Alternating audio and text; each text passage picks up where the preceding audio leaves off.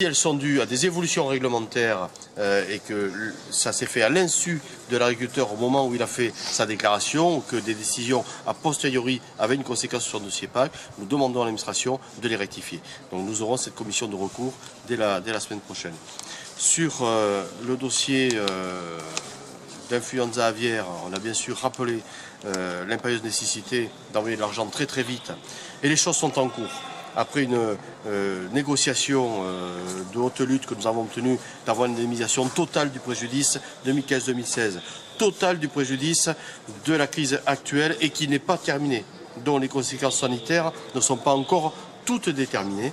Nous demandons aujourd'hui d'accélérer la procédure financière et cet argent qui doit arriver dans ce département, mois de mars, très clairement, c'était dit fin février, nous disons mois de mars. Il faut qu'au mois de mars, de l'argent arrive dans les trésoreries de nos agriculteurs. Les choses sont en cours. Sur le dossier zone défavorisée, où nous avons aujourd'hui encore 25% du département qui n'est pas comptabilisé, nous demandons le reclassement de ce 25% de département, sachant que l'enveloppe ICHN nationale est de 134 millions d'euros et que ce qui reste à classer pour le département, c'est 1 million d'euros. Voilà, on voit où sont les enjeux financiers.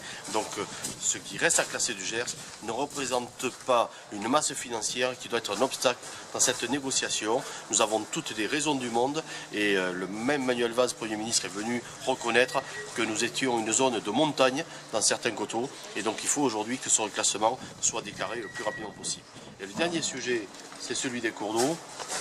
Je mène Christian.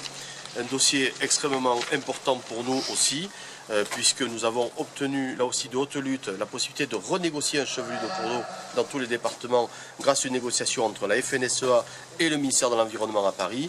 Et donc nous demandons aujourd'hui à ce que cette négociation soit reprise, soit accélérée et dès la première quinzaine de mars, nous nous revoyons avec l'administration pour réévaluer toute l'expertise qu'ont fait nos 1000 agriculteurs sur le terrain, et de manière à la faire valider le plus rapidement possible.